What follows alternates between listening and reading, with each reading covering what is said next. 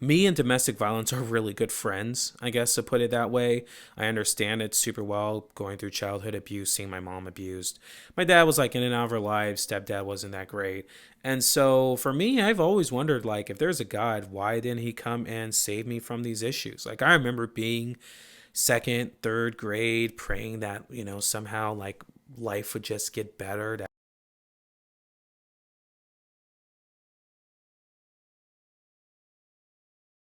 Okay, guys, hey, this is James with This Beautiful Crazy Life. Welcome to the channel. You guys, we did it. Our community has reached over 100 subscribers, and I just want to thank everyone who's been engaging with the comments and sharing. Let's keep going. We're going to grow this community, and I just want to say thank you guys all, because the majority of you guys aren't like people I know. Like, I do have some like actual friends who are following me on this channel, but the majority of people I've never met in real life. Some of you I met on Instagram and stuff, but that is so awesome. I know I have like some creatives in here as well who are trying to make Christian content, and I hope we can just get together and edify each other and keep on growing together, both spiritually, mentally, physically, get buff, whatever it takes. Anyway, let's start.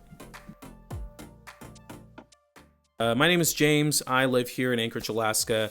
32 years old. I'm a single dad, and I was once a very hardcore atheist who became a Christian, who's done youth past. I was a youth pastor. I did young adults ministry as like our second two guy in charge of this pretty large church that averaged about 600 to 700 people a Sunday. Not trying to brag, just want to give you context.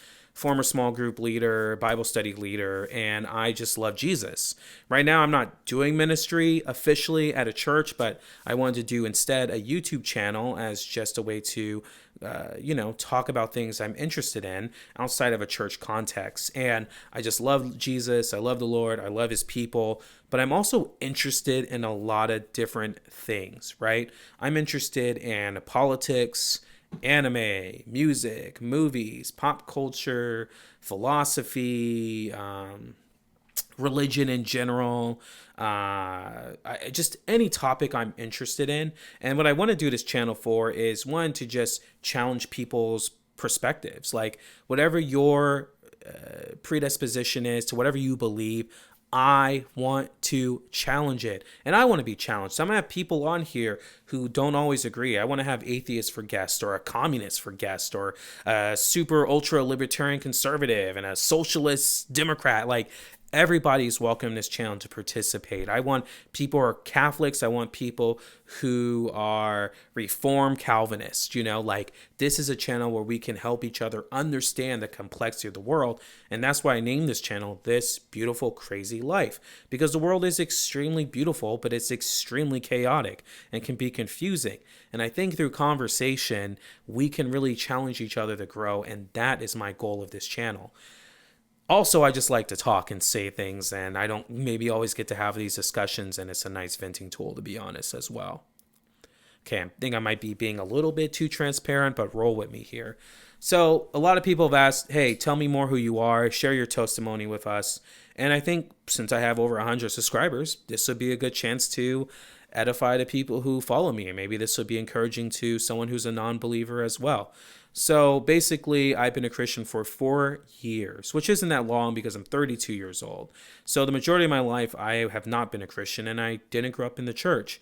Now, like a lot of Americans, I would go to the church here and there, but we weren't super faithful. My mom really didn't become what I would call a born-again Christian until I was like 16 years old, which was such a change in life. And by the time I was 16, I have already kind of threw religion out. Like, I grew up in a pretty abusive household. Me and domestic violence are really good friends, I guess, to put it that way. I understand it super well, going through childhood abuse, seeing my mom abused. My dad was like in and out of our lives. Stepdad wasn't that great.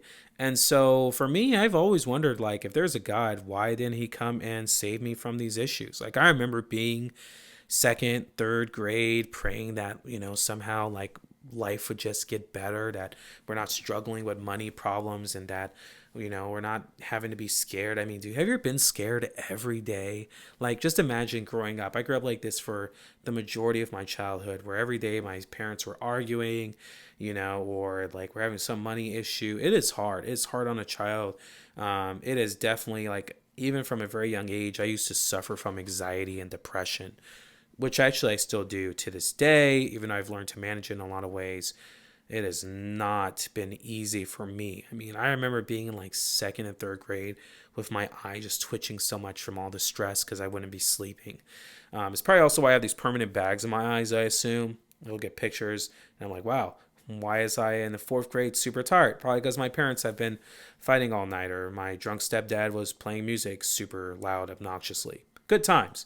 And so because of that, I really just couldn't believe there was a God who loved anyone from a young age. And then I was also pretty anti-authority to begin with. I always questioned things. I was just a very curious kid. I read a lot. Even though I'm dyslexic, I read a lot. I would watch History Channel documentaries at the age of second, third, fourth grade. It's probably why I couldn't get a girlfriend at all from middle to high school. Pretty nerdy, right? And so I just, could not buy into this whole idea. Like I was constantly looking for information, and the Bible and Christianity seemed like a source for it, but a lot of other things did. And I thought it was a lot easier to believe, like there might not be any God, but that means this is your chance to take the life you want to make. And I remember being a kid just waiting till I could become adult for I can make my own life. And that was pretty much my life until I was about a teenager at 16. My mom recently divorced, found Jesus. Her life was changing. So many things in our life changed. We definitely had a lot of calm, but I definitely had a lot of trauma. My mom got remarried to a pastor, which was just so interesting.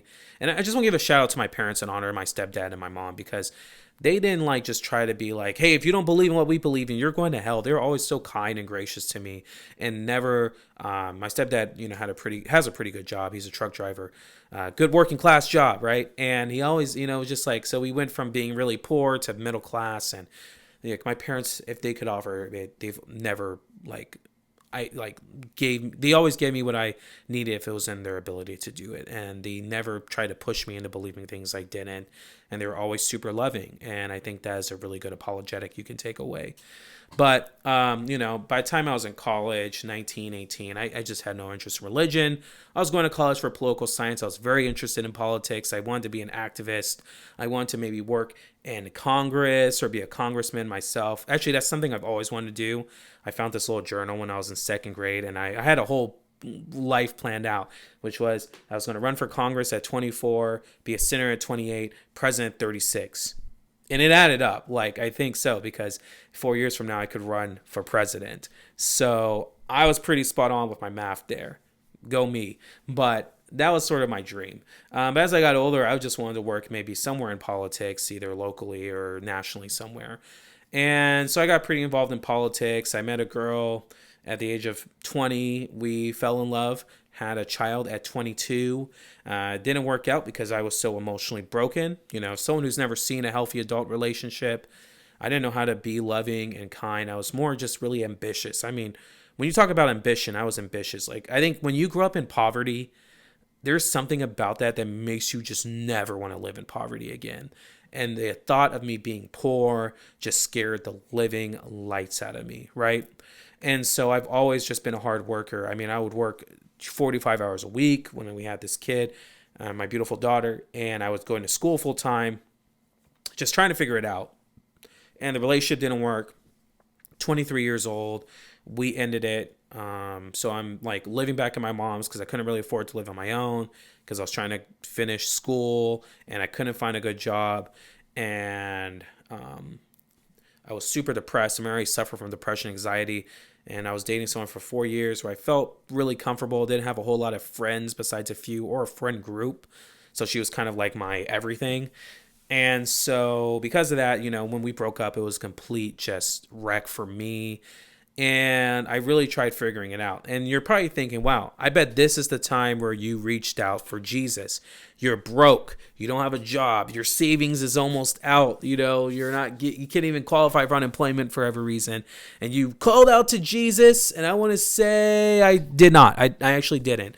I found a job and I worked my butt off really hard to get myself out of poverty. I mean, the first time I got a job, I remember, the first time I had a job, I remember for me it was such a big deal because I was making $11.30 an hour, and I found a job that paid me $15 an hour. And to me, that was just oh my gosh, today, I could not live off $15 an hour, just to pay my rent wouldn't even be possible. But to me, that was such a big step. And I remember getting my own place on my own, saving up, living at my mom's. I mean, I was sleeping on a floor, just a mattress with my daughter, very few things. And to me, I was like working my way up. And at some point, I reached the American dream, right? I had my own place. I had a car. I was going to vacation twice a year. Daughter went to private school. Life was good. But I always felt like something was missing. Like, I always just thought it was my depression and my anxiety, but I always felt like there had to be something more. And I never felt filled up. I was just always had questions and just concerns and like the bigger picture of life. I'm always thinking, what is the meaning of life? And I could never figure it out. I remember even trying to look into Buddhism, but I was like, no, I'm not really interested in that. I mean, I was pretty anti-religious. When I say I hated religion and Christianity, I really did. Like, to me, it just felt like it oppressed women. It hated gay people. It was, if you're a Christian, you're just a Republican and you don't care about the poor. I didn't really know any conservative Christians, to be honest, besides like my black parents, and I didn't really relate the black church as the same way, but it was just, I just did not really vibe with the Christian faith in any way at all.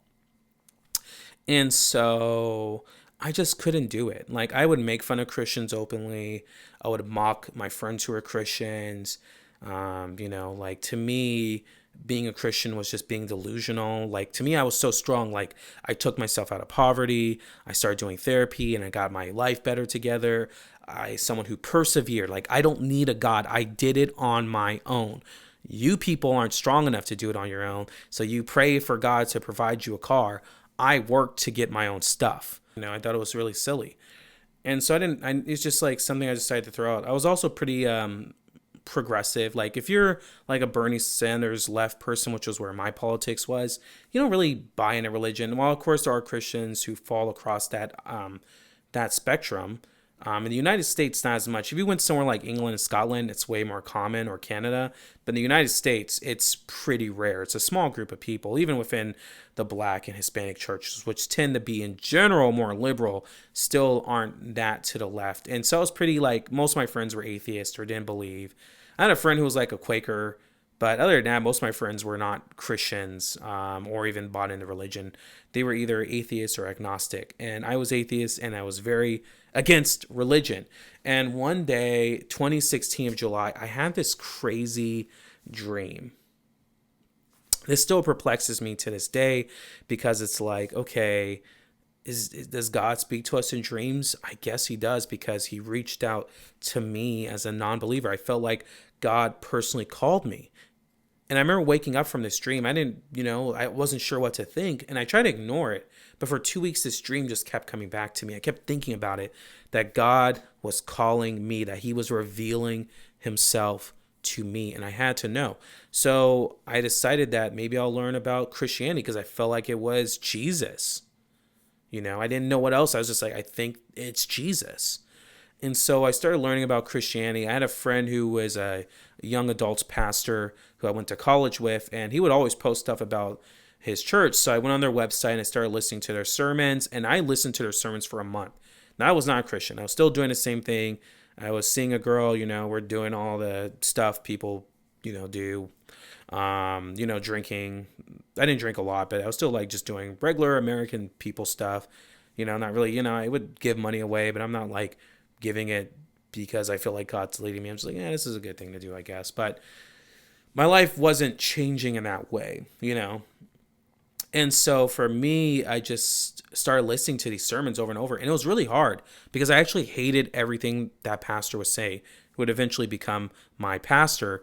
But at the time, I just thought it was stupid. But for some reason, I kept going back. And after a month of listening to those sermons, I finally went to a church. And this church is located in Anchorage. It's actually no longer open, but it was a really cool place, And so I went there, and first day I went there, I was just like, what am I doing here? Like, this is so weird. I don't remember what the message is about.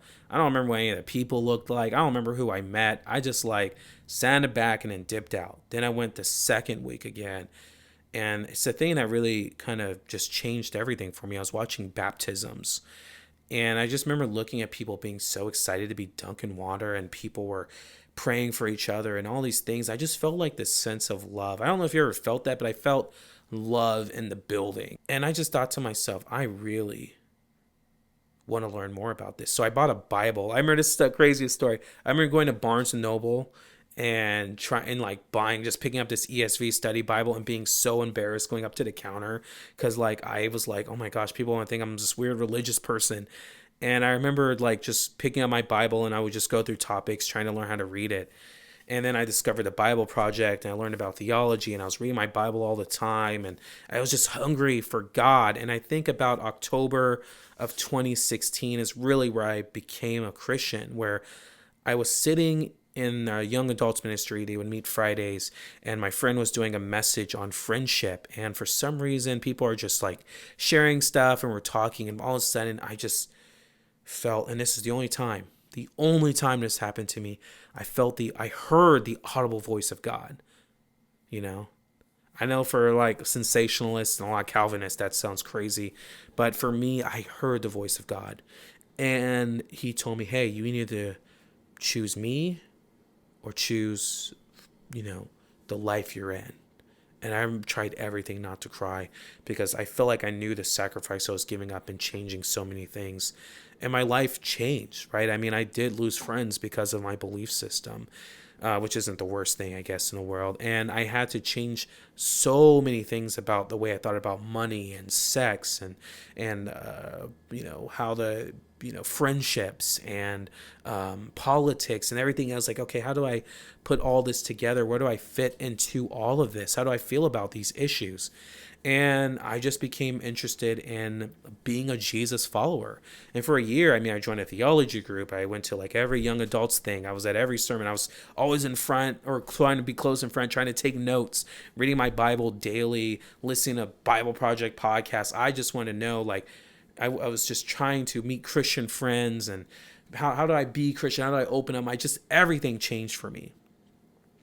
And then a year later, like, a friend comes up to me and he's like, hey, we need help in our youth group for middle and high school. And I was like, I don't know if I want to do that, didn't really have an interest in it. But then I started doing middle school youth group, so that was fun, doing like youth pastor stuff. And then next thing I know, like I was leading a small group at the same time. And then, after that, my friend John, who led our young adults ministry, is like, hey man, join me here. I'm about to take over this young adults ministry. I want you to be part of the team. So then I was doing young adults ministry. Like, I was doing like 3 ministries at once, which is absurd. But for me, it was really helpful. It was just discipling me constantly. That's not a model for everyone. That just worked for me. And, next thing I know, I'm like doing all these things for the church. I'm on church leadership staff thing, not staff. I was like a deacon at the church, right? That would be the thing. Cause I was, part of I was leading with my friend John and his wife in our young adults ministry. So I was being a pastor there. Then I was a youth pastor. And then what else was I doing?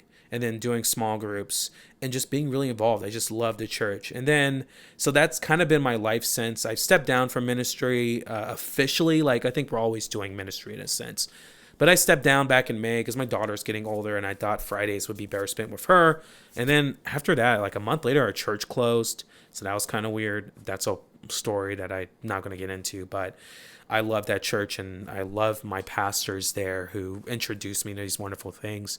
And so that's kind of like a very summed up story of my testimony, from someone who absolutely hated Christians because I thought they were silly and dumb and just these whack jobs, who hated gay people, to someone who loves Jesus, who believes in the gospel and wants to tell people about who Jesus is and how he transforms your life.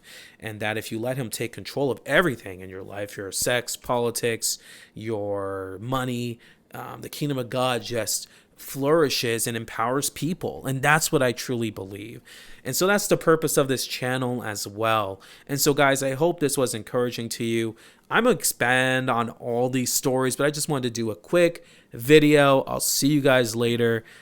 Thank you for watching. May the Lord bless you and keep you. May the Lord shine his countenance upon you and be gracious to you. I think I may have missed up on that blessing, but serve the Lord with joy. I'll see you guys later.